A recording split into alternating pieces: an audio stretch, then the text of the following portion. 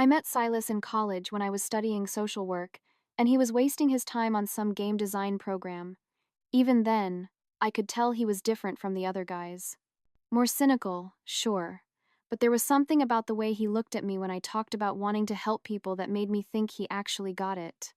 Most people just nodded along when I explained why I chose social work over something more lucrative, but Silas seemed genuinely impressed by my commitment to making a real difference in the world. Not that he was doing anything particularly meaningful himself, but at least he recognized quality when he saw it. We dated through college, and I have to admit, there was a certain appeal to being with someone who balanced out my idealism with his more practical worldview. He'd listen to me vent about my fieldwork placements, about how broken the system was, and how many people were falling through the cracks, and he'd actually engage instead of just waiting for his turn to talk about whatever game he was working on. Don't get me wrong, the game stuff was always there in the background. Him and his roommate Grant were constantly huddled over their computers, coding some ridiculous fantasy adventure thing. But he made time for what mattered. He made time for me and for understanding why my work was important. We got married a few years after graduation, right around the time his little hobby project with Grant was starting to turn into an actual business. I was already climbing the ranks at the NGO where I'd started as a caseworker specializing in helping underprivileged communities navigate housing assistance and job placement programs. Real work, the kind that actually changed lives, instead of just entertaining people. Silas's game studio was doing well enough, I guess, but I never really paid attention to the financial side of things. I was too busy dealing with actual human problems to worry about profit margins and user engagement metrics. The thing about working with people who have been failed by every system they've ever encountered is that you develop a pretty good radar for spotting the ones who just need someone to believe in them. So when Corbin walked into my office about 8 months ago, I could tell immediately that he was different from the usual clients who came through our doors. Sure, he had the same story. Rough neighborhood, limited opportunities, a few mistakes that kept following him around. But there was something in his eyes that told me he was ready to do the work if someone would just give him a real chance. He was tall, probably 6'2", with these broad shoulders and calloused hands that made it obvious he wasn't afraid of physical labor. His intake form listed a bunch of minor charges from when he was younger. The kind of stupid stuff that happens when you grow up in a place where survival sometimes means making choices that look bad on paper but make perfect sense in context. Domestic violence, assault, and battery, something about an illegal firearm. But when I looked at him sitting across from my desk, trying so hard to make a good impression in a button-down shirt that was clearly borrowed from someone smaller, all I could see was potential. "I know how this looks," he said during our first meeting, gesturing at his paperwork, "but I'm trying to do better, you know. I got kids I need to take care of, and I can't keep going the way I've been going." That's when I knew I was dealing with someone special. Most clients came in with elaborate excuses or defensive attitudes, but Corbin was just honest about where he'd been and where he wanted to go. He talked about wanting stable work, about being tired of disappointing the people who mattered to him, about finally being ready to be the man his children deserved. And when he looked at me, really looked at me, not just polite eye contact, but actual seeing, I felt something I hadn't experienced in years. Recognition, appreciation for who I was and what I was trying to do. Silas had been getting more and more distant lately, buried in work, and constantly stressed about deadlines and investor meetings and all the other corporate that came with running a successful business. Success, it turned out, was just another word for having no time for your wife and no interest in the things that actually mattered. Our conversations had devolved into logistics. Who was picking up groceries, whether we needed to call the landscaper, what time his mother expected us for Sunday dinner. When I tried to tell him about my cases, about the families I was helping, or the small victories that made all the bureaucratic nightmare worthwhile, he'd nod and make appropriate noises, but I could tell his mind was somewhere else entirely. Corbin listened. When I stayed late at the office to help him work on job applications, he asked questions about my other clients, about how I'd gotten into social work, about what kept me motivated when the system seemed designed to quash people like him. He remembered details from our previous conversations, followed up on things I'd mentioned in passing, treated my work like it was the most important thing in the world, because to him, it was. I was literally the difference between him getting his life together and falling back into the same patterns that had been trapping him since childhood. "You're different from the other people who work here," he told me one evening when we were the last ones in the building. Like, you actually give a damn? Most of these folks, they just want to get through their day and go home to their nice houses and pretend people like me don't exist. But you see me, you know. You see who I really am, not just what's on that paper. And he was right. I did see him. I saw past the criminal record and the rough edges to the man underneath who was genuinely trying to change his life. When he put his hand over mine while I was explaining some housing program requirements, it felt like the most natural thing in the world.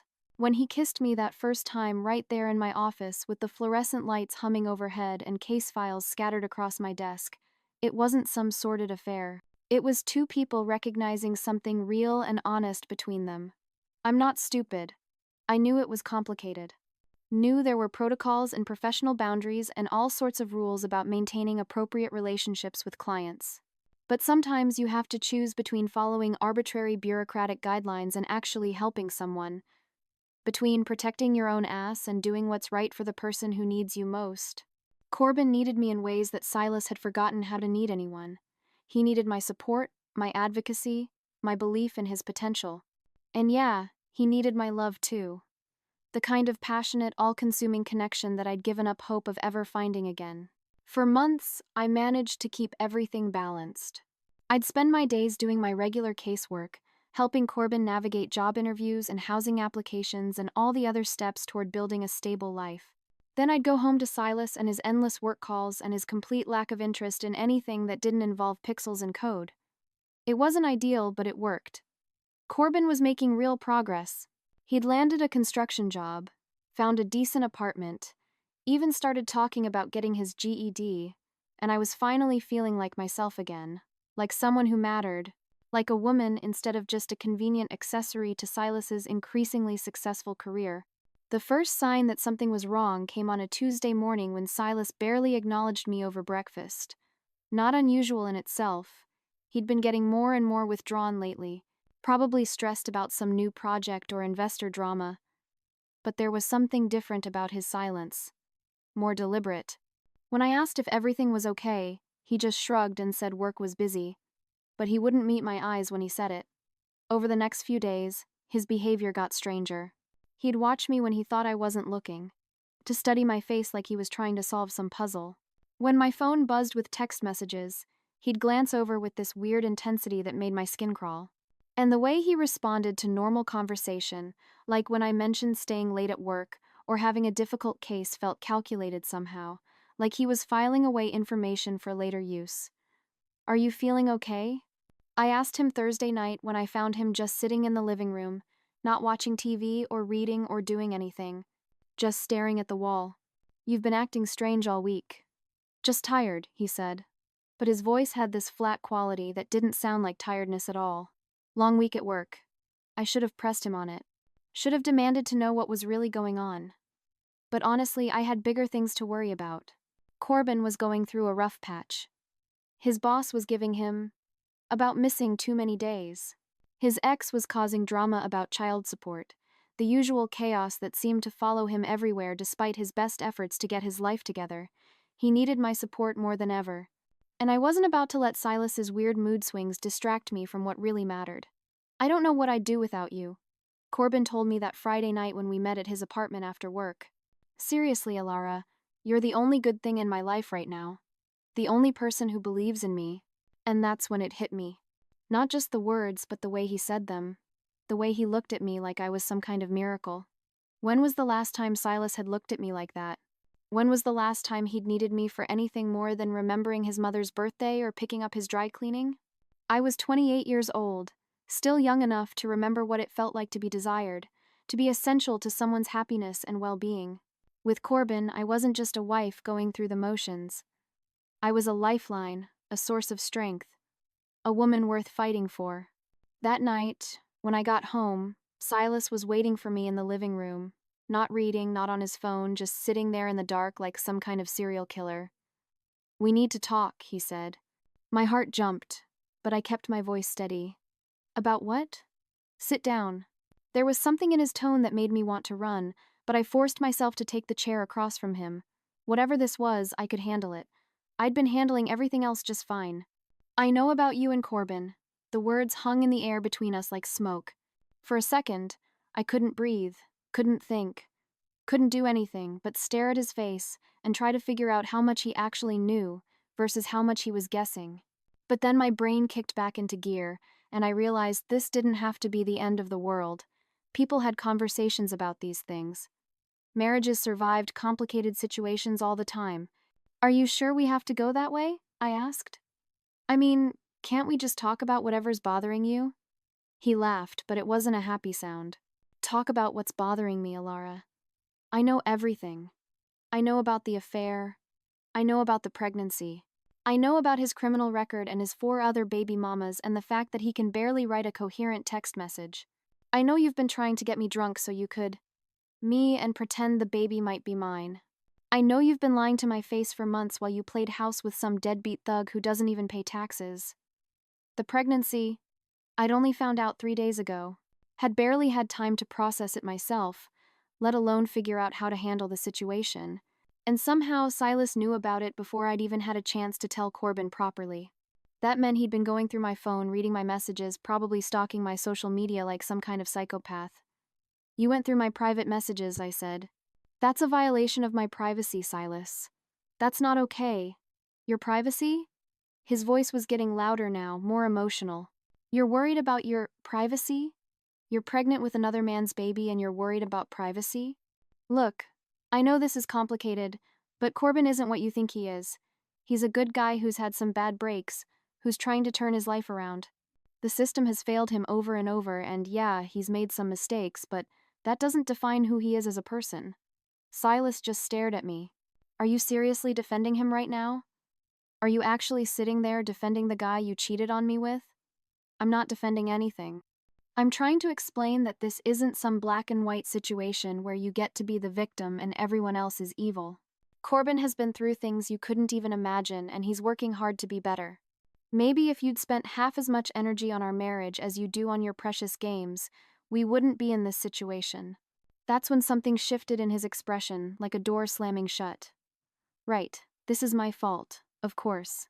I didn't say it was your fault, but you can't pretend you've been present in this relationship.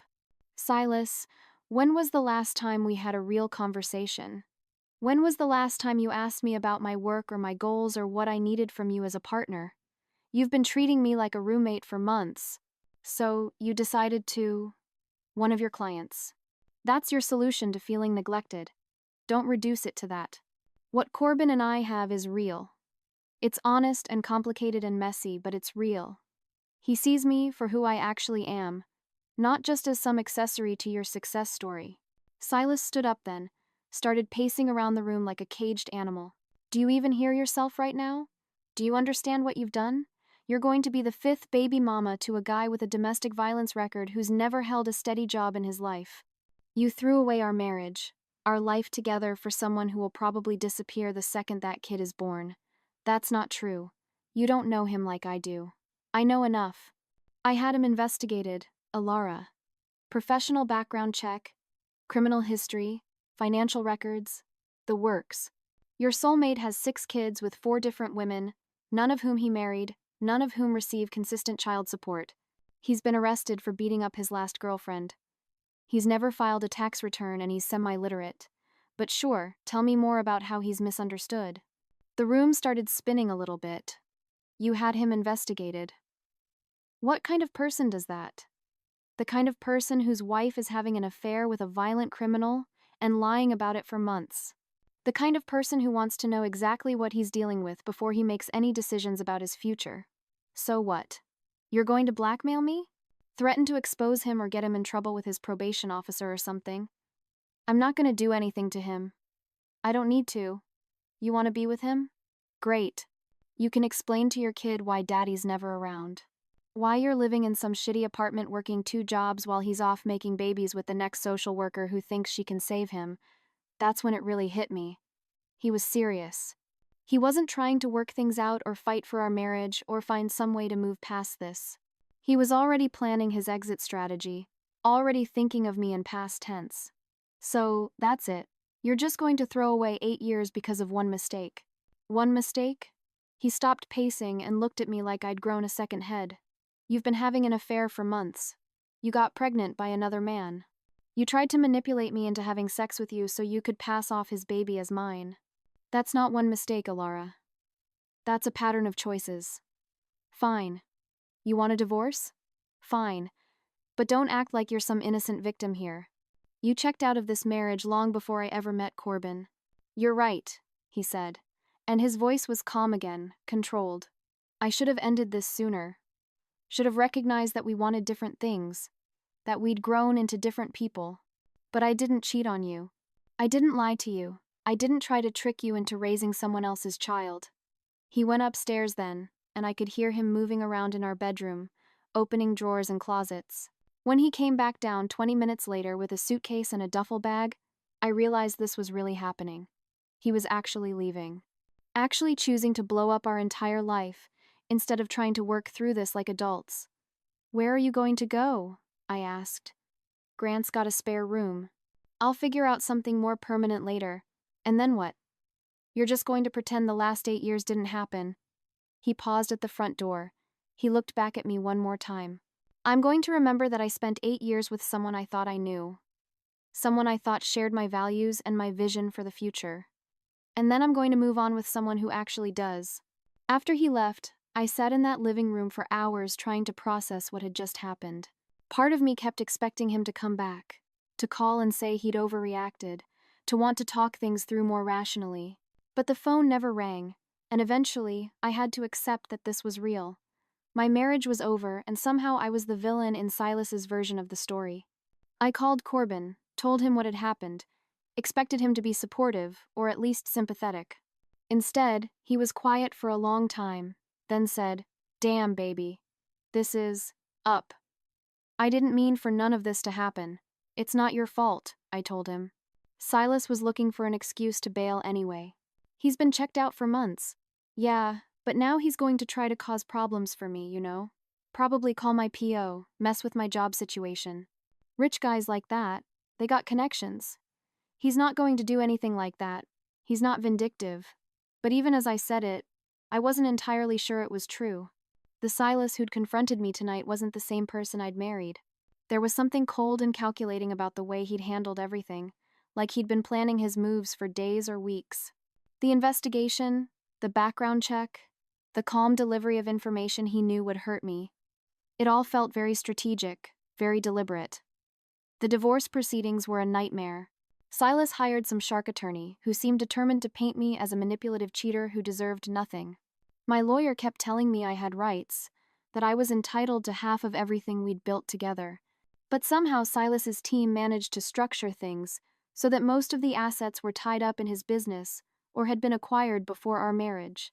In the end, I walked away with enough money for a decent apartment and 6 months of rent, which was better than nothing, but felt like a slap in the face considering how much his company was worth. "He's being generous," my lawyer said when I complained about the settlement offer. "Given the circumstances of the divorce, he could probably argue for you to get even less. Generous, right? The man who'd shared my bed for 8 years thought he was being generous by making sure I wouldn't be homeless while carrying another man's child.